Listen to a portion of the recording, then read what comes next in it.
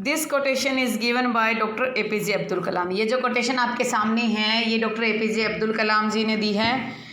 ये क्या कहती है? If you fail never give up, कि अगर आप फेल हो जाते हो तो उससे आपको हार नहीं माननी चाहिए, बल्कि जीवन में प्रयास करते रहना चाहिए, आगे बढ़ते रहना चाहिए। क्योंकि कहा भी जाता है कि मेहनत करने वालों की, हिम्मत वालों की कभी हार नहीं होती है। बिकॉज फेल मीन्स, उनके अकॉर्डिंग फेल का मतलब वो मानते थे फर्स्ट अटेम्प्ट इन लर्निंग, कि आपने अभी सीखने में अपना पहला प्रयास किया है। और ये तो आप सभी जानते हो कि हर एक व्यक्ति को जीवन में पहले प्रयास से नहीं मिल जाता। कई बार किसी व्यक्ति को जीवन में इतना संघर्ष करना पड़ता है, उसके बाद ही उसे कामयाबी प्राप्त होती है और वो बुलंदियों तक पहुंच पाता है। तो APJ अब्दुल कलाम जो थे वो एक पुअर वीकर सेक्शन से बिलोंग करते थे और उन्होंने काफ़ी मेहनत की, काफ़ी संघर्ष किया और वो एक ऐसे मुकाम पर पहुंच गए कि आज जब एक उनका नाम लिया जाता है तो ये कहा जाता है कि उनकी एक एरा थी, उनका एक युग था, हम जो उनके युग में थे। तो ये हमारे लिए गौरव की बात हो जाती है। तो कहीं ना कहीं आज की तारीख में जब हम किसी काम को करने का प्रयास करते हैं, अगर आपने जुडिशरी का एग्ज़ाम देना है, अगर आपने किसी कंपटीशन का एग्ज़ाम देना है और अगर आप पहली बार में किसी एग्ज़ाम को क्लियर नहीं कर पाते, हो सकता है 3 या 4 बार भी आप अटैम्प्ट करके भी आप जो है एग्ज़ाम क्लियर नहीं कर पाते हो, तो इसमें टेंशन की कोई बात नहीं होनी चाहिए। क्योंकि जितना हम फेल होंगे उतना ही हम कुछ सीखने को हमें मिलेगा और जैसे जैसे हम सीखते जाएंगे तो जो जितना हमने सीखा है और जितना हमने संघर्ष किया है उसका फल हमें अवश्य मिलेगा। तो मैं APJ अब्दुल कलाम जी की इन बातों से पूरी तरह से सहमत हूँ। उम्मीद करती हूँ कि आप भी इस जो फैक्ट्स है, ये जो फैक्ट दिया हुआ है, इसको फॉलो करेंगे। Hello my dear friends, how are you? I hope you are fine. Welcome to my channel Law Scholars and Legal Issues. I am Advocate Vanita. I am presenting here today with another important topic that is related to constitutional law. जो हमारी last class थी constitutional law की, मैंने आपको उसमें article 17 जो अब remove भी कर दिया गया, abolition of touch of untouchability है, उसको मैंने अच्छे से डिस्कस करवाया था। मेरी यही कोशिश है कि फंडामेंटल राइट्स और डायरेक्टिव प्रिंसिपल का कोई भी कंसेप्ट मैं ना छोड़ूं, एक ही कंसेप्ट को क्लियर करवाऊं। इसी तरीके से सुप्रीम कोर्ट, हाई कोर्ट, राष्ट्रपति की पावर्स, उपराष्ट्रपति की पावर्स, ये कुछ इंपॉर्टेंट कंसेप्ट है जो हम अच्छे से डिस्कस करेंगे। जुडिशियल रिव्यू को अच्छे से डिस्कस करेंगे, रिट्स को अच्छे से डिस्कस करेंगे, क्योंकि कुछ एक ऐसे टॉपिक है जो एग्जाम में पूछे भी जाते हैं और इनसे रिलेटेड जो केस लॉज है वो भी बहुत इंपॉर्टेंट हो जाते हैं। तो आज का हमारा जो टॉपिक है वो है अबॉलिशन ऑफ टाइटल्स। आज हम डिस्कस करेंगे अबॉलिशन ऑफ टाइटल का। अबॉलिशन ऑफ टाइटल में सबसे पहला क्लॉज कहता है कि कोई भी title not being a military और एकेडमिक, कि पहली बात है कि मिलिट्री का कोई भी टाइटल है, जैसे मिलिट्री के अंदर दिया जाता है, अशोक चक्र दिया जाता है, ऐसे कुछ टाइटल्स हैं वो आप दे सकते हो। एकेडमिक टाइटल दे सकते हो, एकेडमिक जैसे किसी ने PhD कर ली, MPhil कर ली, डॉक्टर की उपाधि मिल गई, ये टाइटल आप उसे दे सकते हो। इसके अलावा कोई और टाइटल नहीं दे सकते। सेकंड क्लॉज कहता है कि कोई भी सिटीजन है, नो सिटीजन, कोई भी सिटीजन शैल एक्सेप्ट नहीं करेगा title from foreign state. Foreign state का मतलब है विदेश से। विदेश से अगर कोई टाइटल मिलता है तो एक्सेप्ट नहीं करेगा। लेकिन फिर कहते हैं कि no person who is not a citizen of India, कोई व्यक्ति जो भारत का नागरिक नहीं है, शैल, जब वो भारत के अंदर किसी ट्रस्ट या प्रॉफिट का कोई भी ऑफिस होल्ड कर रहा है, कोई पोस्ट पर है, कि वो सिटीजन नहीं है, सिटीजन तो नहीं है, बट वो कोई प्रॉफिट और ट्रस्ट ऑफिस होल्ड कर रहा है, तो प्रेसिडेंट की परमिशन से, कंसेंट ऑफ प्रेसिडेंट से वो जो है टाइटल एक्सेप्ट कर सकता है फॉरेन स्टेट से। अदरवाइज वो किसी भी प्रकार का टाइटल एक्सेप्ट नहीं कर सकता। एक प्रकार से उस पर टाइटल एक्सेप्ट करने के लिए कंसेंट जरूरी है, और वो भी कंसेंट किसकी होगी? वो भी कंसेंट होगी प्रेसिडेंट की।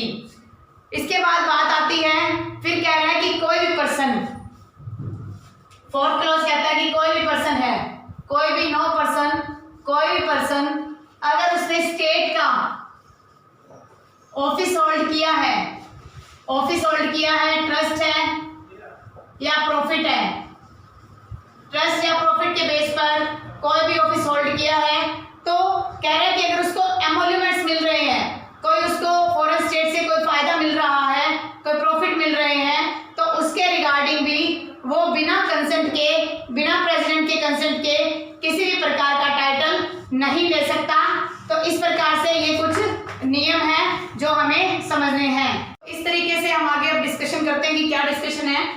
तो सबसे पहली चीज तो इसमें जब बात आ जाती है कि कौन कौन से ऐसे अवार्ड्स हैं, कौन कौन से ऐसे नाम हैं जो इसमें आपने अबॉलिश कर दिए, कौन कौन सी ऐसी चीजें हैं जिसको अबॉलिश कर दिया गया है। तो जैसे मान लो कोई किसी को कहता है कि राय साहब वर्ड है, तहसीलदार है,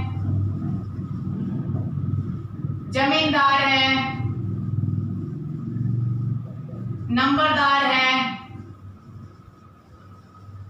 एक तो नंबरदार की पोस्ट पर वो काम कर रहा था तो नंबरदार वो माना जाएगा, अदरवाइज जमींदार, तहसीलदार, राय साहब। और ब्रिटिश इंडिया में जैसे क्या था कि अलग अलग लोगों को उपाधि दे देते थे कि जैसे वो राजा महाराजा खुश हो जाते तो अंग्रेज अपने सारे के सारे मतलब निकाल लेते थे। रियासतकार कह दिया उन्हें, सिपह सलार कह दिया, ऐसे काफी कुछ नाम दिए जाते थे। तो अब बात आती है अवार्ड और टाइटल। जो अवार्ड्स है और टाइटल है, टाइटल को तो एक तरीके से अबॉलिश कर दिया गया है। अवार्ड्स जैसे कि मान लो आपको पद्मश्री मिला, पद्मश्री अवार्ड मिला, पद्म भूषण मिला,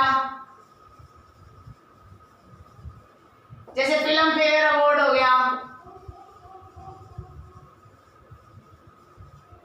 डॉक्टर की उपाधि मिली आपको, पीएचडी किया आपने। तो इस प्रकार से क्या ये जो कुछ आपको अवार्ड्स मिलते हैं, क्या ये भी एबोलिशन में आ जाएगा? क्या इनको भी एबोलिशन की कैटेगरी में आप लेके आओगे? आप इनको एबोलिशन की कैटेगरी में नहीं लेके आ सकते, क्योंकि जब 1954 में इन सारे अवार्ड्स की डिक्लेरेशन हुई थी, घोषणा की गई थी कि पद्मश्री, पद्म विभूषण, भारत रत्न, गैलेंट्री अवार्ड और अदर कुछ अवार्ड्स है जैसे परमवीर चक्र मिला, अशोक चक्र मिला, क्या ये अवार्ड्स भी इस कैटेगरी में, एबोलिशन ऑफ टाइटल कैटेगरी में आएंगे? These are not come under this category, because अगर किसी को पद्मश्री मिल रहा है तो उसके अच्छे काम के लिए मिल रहा है, किसी को नोबेल पुरस्कार मिल रहा है तो किसी भलाई के काम के लिए मिल रहा है, पद्म विभूषण मिल रहा है, पद्मश्री मिल रहा है, तो अलग अलग प्राइज के लिए, उसके लिए, काम के लिए मिलता है।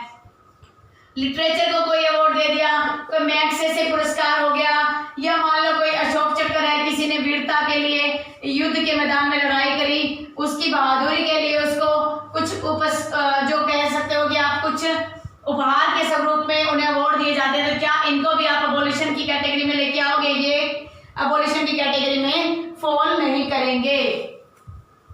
इनके रिगार्डिंग हमारे पास डिस्कशन के लिए दो लैंडमार्क केस है, एक बालाजी राघवन का केस है और एक है इंदिरा जयसिंह का केस।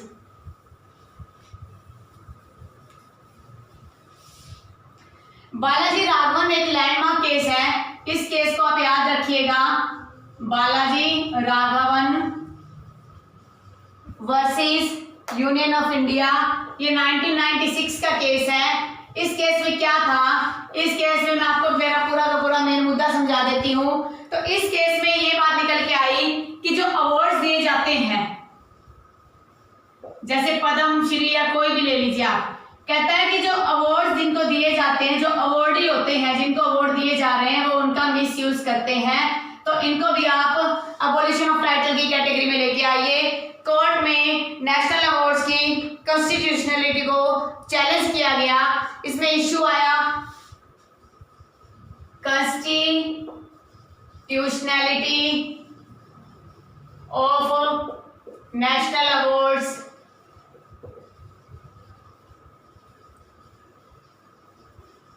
It's challenge. इसमें नेशनल अवार्ड की जो वैलिडिटी है उसको चैलेंज किया गया।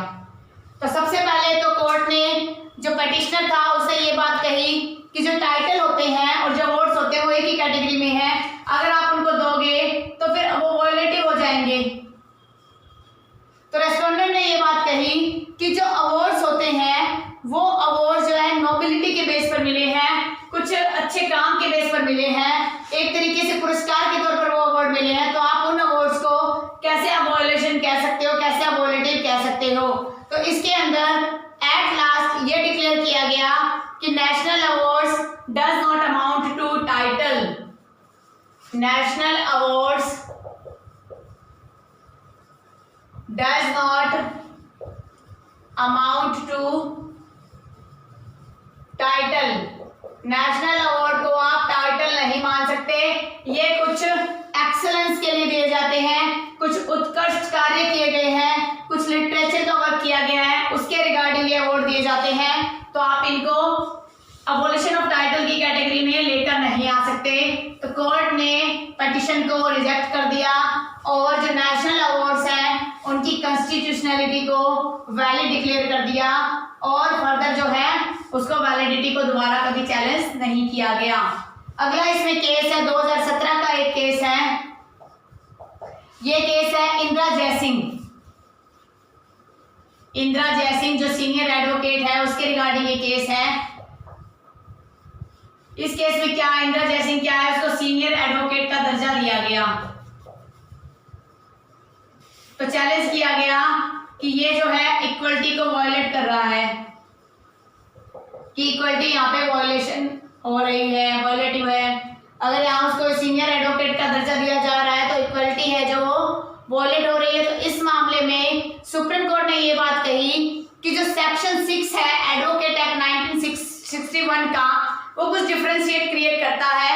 वो ये कहता है कि अगर किसी ने काफी साल एक्सपीरियंस करा है, उसके बाद अगर उसमें वो योग्यता हुई है, यानी कि एबिलिटी की बात हो रही है यहाँ, अगर उसमें योग्यता है तभी तो वो सीनियर एडवोकेट बनी, अदरवाइज आप उसे सीनियर एडवोकेट की पोजीशन पे कैसे लेके आओगे। तो ये सारा कुछ मैटर था कि इसमें भी जो डेजिग्नेशन होता है वो एक कमेटी डिसाइड करती है। तो इसमें जो प्रोविजन था सेक्शन 16 ऑफ एडवोकेट एक्ट 1961 जो हर एक एडवोकेट पर अप्लीकेबल होता है, एडवोकेट एक्ट, उसको लिया गया।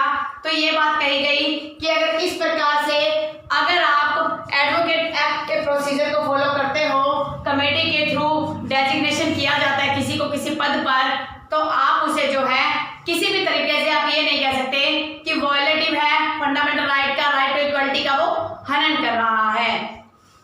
तो आज के पूरे इस टॉपिक का कंक्लूजन क्या निकला? कंक्लूजन ये निकला कि आर्टिकल 18 का फर्स्ट कहता है कि कोई भी व्यक्ति अगर उसको मिलिट्री के कुछ अधिकार है, मिलिट्री से कुछ उनको अवार्ड्स मिल रहे हैं, एकेडमिक अवार्ड मिल रहे हैं, एकेडमिक का मतलब आपने पीएचडी करी वो अवार्ड मिल रहे हैं, वो दे सकते हैं, अदरवाइज नहीं दे सकते। सेकंड, अगर आपने फॉरेन स्टेट से कोई अवार्ड लेना है तो आप लेने के लिए योग्य नहीं हो। थर्ड, अगर आप इंडियन सिटीजन नहीं हो लेकिन आप ट्रस्ट का ऑफिस इंडिया में होल्ड कर रहे हो तो with the consent of president आप कोई अवार्ड ले सकते हो। फोर्थ क्लॉज ये कहता है कि कोई भी ऑफिस ऑफ प्रॉफिट है जिसमें आपको जो सैलरी मिलती है, जो एमेल्यूमेंट्स मिलते हैं, जो फंड्स आपके ऊपर खर्च हो रहे हैं, आपको जो वेतन मिल रहा है वो प्रेसिडेंट की वजह से मिल रहा है, तो उस मामले में विदाउट प्रेसिडेंट की कंसेंट के आप कोई भी टाइटल स्वीकार नहीं कर सकते। फर्स्ट चीज आ गई टाइटल। अब बात आ रही है अवार्ड और टाइटल में क्या डिफरेंस है। जो नेशनल अवार्ड्स है, पद्म भूषण है, पद्मश्री है, मैग्सेसे पुरस्कार है, नोबेल पुरस्कार है, ये क्या है? आपकी कुछ एक्टिविटी, आपकी कुछ गुड वर्क, एकेडमिक कल्चर के लिए, लिटरेचर के लिए आपने कुछ ऐसे एक्ट किए हैं, साइंस में कुछ अच्छा फील्ड में आपने कुछ दिया है, कुछ डिस्कवरी की है, कुछ इन्वेंशंस किया है, उसकी वजह से आपको कुछ अवार्ड्स मिल रहे हैं, वो आपकी एबिलिटी के लिए है, तो उसको आप टाइटल की कैटेगरी में नहीं ला सकते, उसको अबॉलिश नहीं किया जा सकता। उसके बाद दो हमने लैंडमार्क केस देखे, बालाजी राघवन केस, इंदिरा जयसिंह का केस। बालाजी राघवन के केस में नेशनल अवार्ड्स को चैलेंज किया गया, वो वैलिड नहीं है, अवार्डी के द्वारा मिसयूज किए जाते हैं। तो उसमें कोर्ट ने कहा कि वो मिसयूज नहीं किए जाते, वो किसी एबिलिटी की बेस पे मिली है, तो उसको आप अनकॉन्स्टिट्यूशनल नहीं कह सकते।